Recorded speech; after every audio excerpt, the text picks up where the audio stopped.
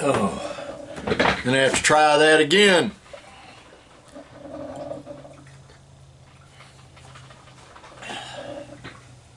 That is some good Java right there. You know, I'm at the point in my life, I'm in my 70s, which I've been told I don't look like that. I don't until you get up close and you see I look like I'm probably 131 or whatever. But I'm at the point in my life that not always what comes out of my mouth is what was in my head. So I'm going to try to be very concise, because I'll review these videos and I'll find that I did not say what I was thinking. And that's a problem for a lot of us oldsters, actually. Hang on.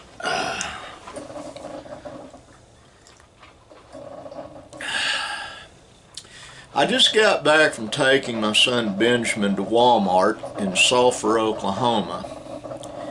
And he had to return some clothing that was too small for his daughter and exchange it, and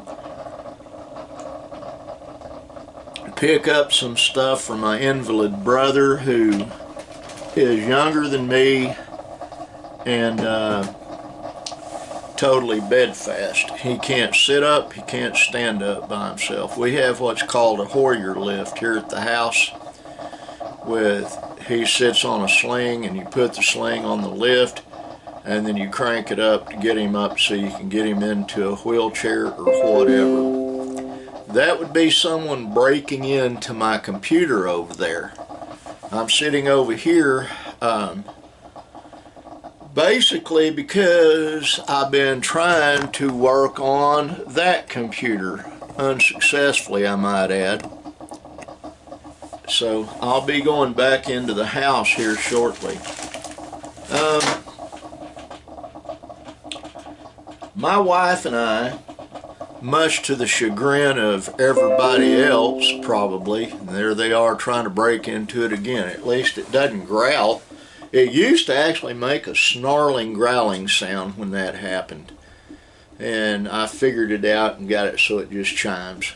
Standard IBM or standard chime. But my wife and I are beginning to be able to spend more time together, and I'm enjoying it immensely. As a matter of fact, Sunday afternoon and Monday, she'll be out here working with me on some stuff. It is still cold. We're in southern Oklahoma, if you don't know, and getting ready to have a massive amount of snow hit us. So my son Benjamin will be cleaning out an area that way through that door. You get out that door and turn right and go out another door, and you're outside, and then to the left, which is that way, you'll see a huge pecan tree that is trying to die and fall over.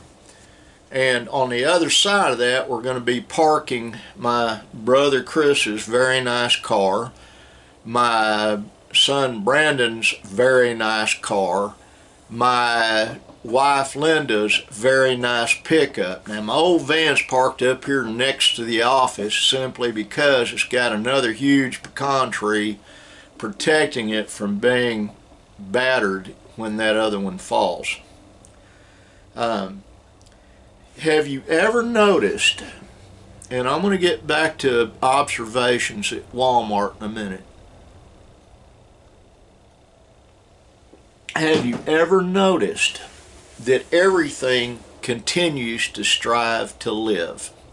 Sorry that I've got sunglasses on, but if I take them off, what happens? I start getting a headache because I've got brighter lights on in here. And that way it films a little better. You see my junky old part of my guitar collection behind me. I have made some observations, is the best way to say this. I went in, I bought my wife and I a few little snacks for later today. We're going to be watching The Idiot box in what I call the parlor. Little small TV room. It's about the size of the office here. And we have some shows we love to watch, and we love spending time together. We've never been on a vacation. We've been married 49 years this coming March and have never had a vacation. Never. I intend to remedy that here this spring, and I intend to put back some money so that she and I can go help a friend of mine in Las Vegas that feeds the homeless and teaches people about God. And that sounds crazy to some folks, but to Linda and I, that is high entertainment. And we enjoy helping others. We're not going out there to gamble. I will not gamble with my money. I've gambled with my life, my entire adult life, and part of when I was young. It's just part of my nature, but money is too hard to come by for me to throw it away so some tycoon can get it at a casino. I'm not saying we wouldn't go to a casino because they have some pretty good buffets out there, I've heard. I've never been there. I've been to Reno, Nevada. I've been to Henderson, Nevada, right outside of Las Vegas, I think it is, but veered off and didn't. That's back when I was a kid and I was on a motorcycle trip with some friends of mine. Oh. I am going to get back to observations at Walmart. You know, they have these deals they call Walmart people, and it's people dressed crazy and, you know, men wearing mini skirts and makeup, and you know it's a man because you get a 5 o'clock shadow with his purse and being all feminine. And at our local Walmart, they have a couple of transgenders working there. Well, folks, I'm not a fan of homosexuality or perversion. I'm going to say that right off the bat before I get to what I was originally going to discuss. It's unnatural. It's a sin. I have friends who are lesbians. I have friends who are homosexuals.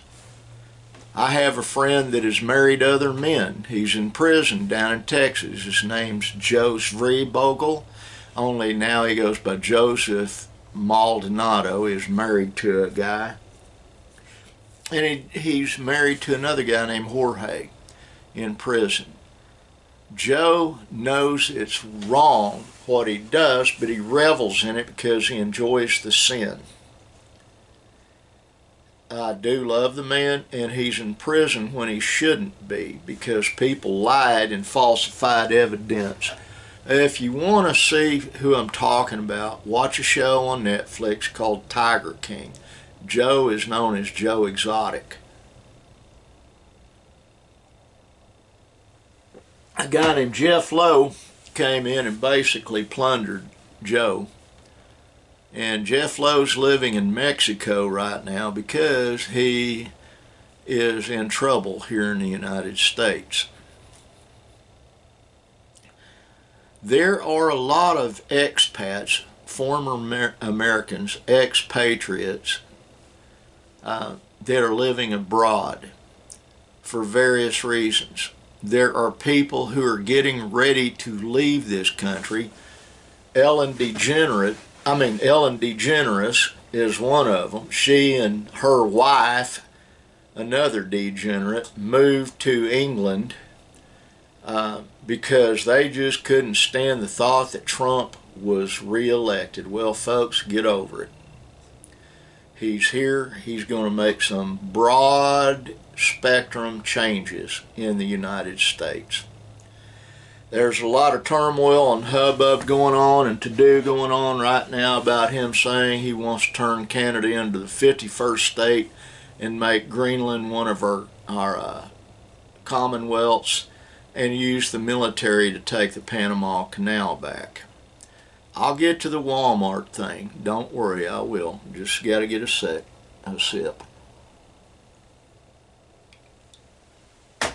Jimmy Carter, someone I actually loved. I did meet the man one time. It was in Oklahoma City, but it was just, hi, how are you, shook hands.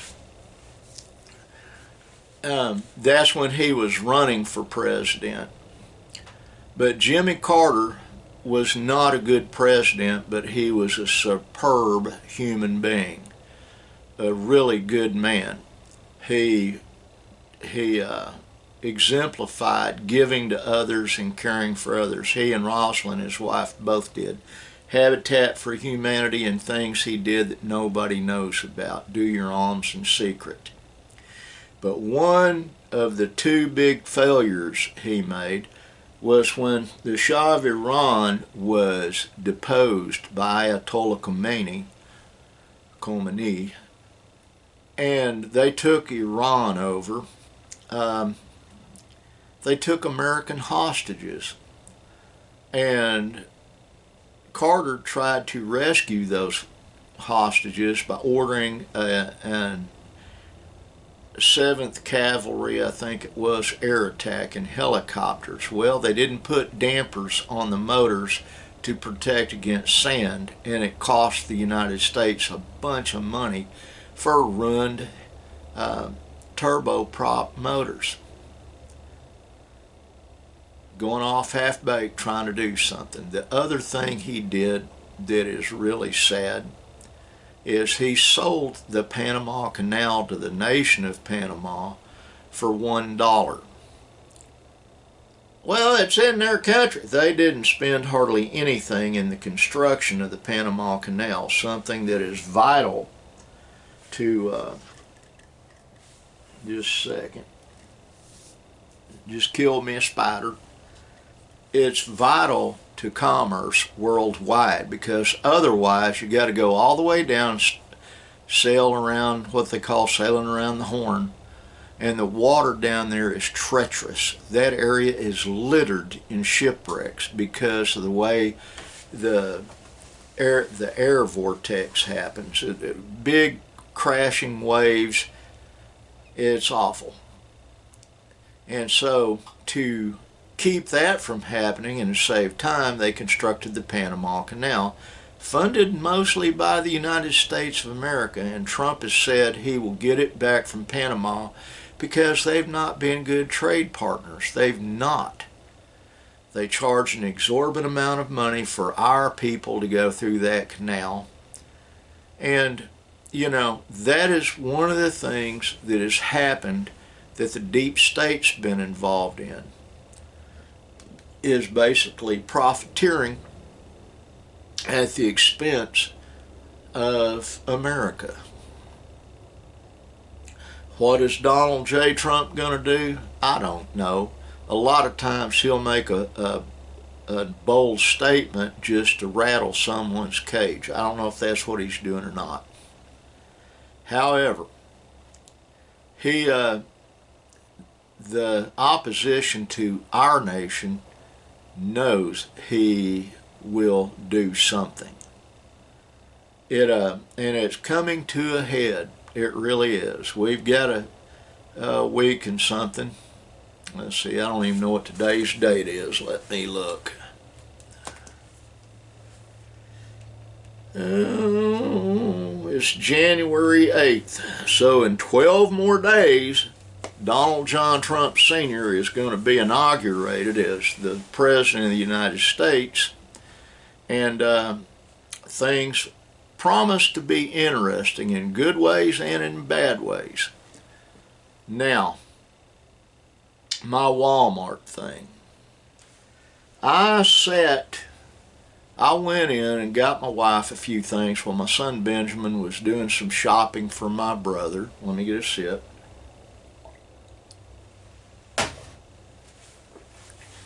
And I noticed people coming out. I do this quite a bit. I'll sit and I'll observe human behavior and what they're doing. And I watched this one lady that was probably in her late 50s to mid 60s. It's hard to tell anymore. No makeup, hair askew, dressed in comfortable clothing, pushing a buggy, and got to a white SUV. I'd moved my van around so I could be closer so Benjamin could see me when he's coming out of the store. And she was over to my left, and I looked at her, and she had an absolutely forlorn look on her face. And that reminded me of something that I'll close this video with. We are all God's children. You can believe in God or not believe in God. That's your business. I know He's real. I know that Jesus is real. I know this for a fact. How can I know it for a fact? It wasn't some dream. I've been dead a few times. I have a condition called Lazarus syndrome. And periodically, once in a great while, I die. My old, fat, tired body is breaking down. I've got what I call lightning going through me quite a bit now. My doctor said it's just going to get more frequent and more painful, and there's nothing really they can do about it. So I'm stuck dealing with it, and that's fine. I'm thankful to be alive. I'm thankful for my blessings, and I'm greatly blessed. And so when I saw this lady being forlorn, putting her things in a beat-up white SUV. I think it was an old Ford Expedition, one of the old ones. It was white. She got in there and looked worried, and so while she was starting and taking off, I said a prayer for her. Now this is where it gets a little strange, but in a good way. I bowed my head, I prayed, I looked up, and she looked up from her steering wheel. I prayed for the spirit of comfort to come upon her, and it did immediately. That is what we're supposed to do, folks, is hold each other up in prayer. I was telling my son coming home, Jesus loves us more than you can possibly understand or believe. A human being is incapable of putting into words the love that comes off of the Son of God, who is God. It's intense. It's overwhelming. And it is very comforting. And I feel that love every day. I do. Now, I have a sign over there. I'm not going to turn the camera. It's right over there. It says, "Be kind." You've seen it before. Because if you're being kind to whoever or whatever, it's not costing you anything. And if you do spend money on someone because you're being kind to them, well, it's an investment. Because many times they will turn around and pay it forward. Prime example. Let me get my last sip.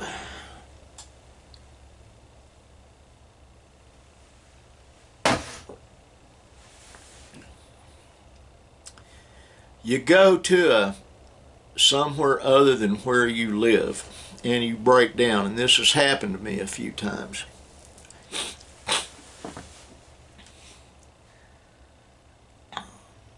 If you're broke down on the side of the highway, what happens is all the finer vehicles just they go right past you. On the rare occasion I've had someone well-to-do stop to see if they could help me, but invariably, just a second, invariably who stops and helps me is someone else who is in an old beater of a vehicle.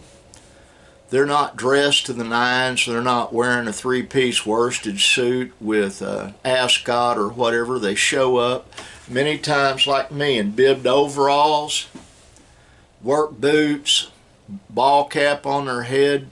Hands are roughed and gnarled and calloused because they work. 9 times out of 10, it is someone that I just described that stops to help you. A poor person who understands poverty, who understands problems that a rich person doesn't, is more inclined to help and share than other people. If, you go to a bigger town like Ada, Oklahoma, or Ardmore, Oklahoma, and you see panhandlers all over the place. But once in a while, you'll see someone who isn't panhandling, and he's sitting leaning back against a wall trying to not be observed, and you can tell that person is hungry. You can tell they're homeless. You can tell they don't have 2 pennies to rub together to their name. And folks, I've had a lot of guys tell me, well, they made those choices and, they deserve what happened to them. Being homeless, especially when you are a United States military veteran, isn't always your choice. You take these homeless vets that have been in combat and have having PTSD constantly. In World War II and World War I, they called it being shell-shocked. You see things that no human should see or deal with. And when I see someone like that, if I have it, I always get them something to eat. Give them a little money. Give them some comfort. One guy that, let me think of where it was I saw this guy. It was here in Oklahoma, and it's been before we moved here. It's over about 12, 13 years ago. It was in Ardmore. It was at a Homeland grocery store. There's a place called King Buffet that's right up the parking lot from them, and between that and the building that Homeland's in is a little alleyway. And I saw a guy there. And at that time, my wife and I liked a certain kind of toilet paper, Cottonelle, that had the ridges, and the only place I could get it when they quit selling it like that was at Homeland, and I'd go get some. And I came out, and I was parked out in the middle of the parking lot. I had a 1990 GMC van my son Nick gave to me. And I looked over there, and I saw this guy. And he had a small dog with him. The dog was bone thin, and this guy was bone thin. And I saw a United States Marine Corps tattoo on his left forearm. First thing I did, I went back into the store. They had a hot box then, and I bought him something hot to drink, and I bought him a big bottle of Gatorade. And I went over to where he was sitting, leaning back, letting the sun hit him and his dog. I also got his dog something to eat. And I took that sandwich, it was a hot sandwich, and I took that Gatorade to him. And I had a little water that I got for his dog. I had a little thing out of my van. I cut the bottom out of a 2-liter Diet Coke bottle. And I always carry water, try to, in my vehicles. But I poured some water for that pup. And I gave him the food to eat. And I'd bought some canned dog food for that pup. And it was an older dog. It wasn't young. And I had a P24 on me, which is a little deal you use in the military to open cans. Open the dog food can, and used a pocket knife. I always carry one of these. I lost my other one. It's made by an outfit called Ozark Trail.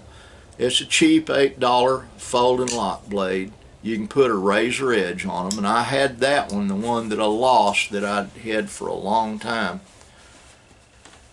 And I scooped out some dog food, And I sat and I talked to this guy. His name was Mark. I won't give his last name. I remember it real well. Turned out he and I were distantly related on my mother's side of the family. He was a Marine Corps combat veteran. He was a little younger than me. He had done a tour in Afghanistan and gotten wounded and got out, and nobody would hire him. And he was homeless. And he was just trying to get back down to Nocona, Texas, where he was from. He'd been hitchhiking, but mostly walking. He had a bag with him. No sleeping bag, had a few clothes shoved into a bag. It wasn't a trash bag, it was military issue. We used to call them sea bags when I was in the service. And he was leaning back against it, and that dog was going to town, and he had a little leash and a little collar on it. It reminded me of a dog that my granddaughter Aurora had, named Jackson. He was part Callahootie and something else. This dog looked a lot like him, but he was real thin because he hadn't been eating. And we talked, and he started tearing up and explaining all the problems he's had. How his wife, while he was deployed overseas, took shacking up with his best friend and left him. No children, but he lost the love of his life. Well, I had about $300 on me, and I gave him about $120 in small bills, 20s, 10s, 5s, and 1s. Handed over to him, and I said, you know what we need to do is have a prayer together. And he offered up one of the most heartfelt thank yous I've heard anybody give God. We don't stay in touch anymore. In my desk, I've got his address and stuff, but he went down to Nocona, Texas, and got him a job because it was his hometown. He had kinfolks down there. Where he had gotten off the plane was in Kansas City, Kansas, or Kansas City, whichever one's got the airport in it. And he had been coming south. And this was, probably September, October, about 12 years ago. Wasn't cold yet, and he had a coat and stuff, but his clothes were threadbare, and we stayed in touch for a while. And he'd gotten a job, found him a new gal to love, and I don't know if they ever got married or not. But that prayer stood with me for a long time, and it reminded me of something that I'm going to remind you of. God is large and in charge. There is a God. You need to study your Bible and learn about God so you can make good decisions. Now, I'm going to get off here and upload this, try to. But know this crippled, crazy, ugly old man loves you. I do, with everything I've got to love you with, and I pray for everybody because that is what we are commanded to do. Now, I got to go. Y'all be kind. Try to be kind anyway. Love you guys. Bye.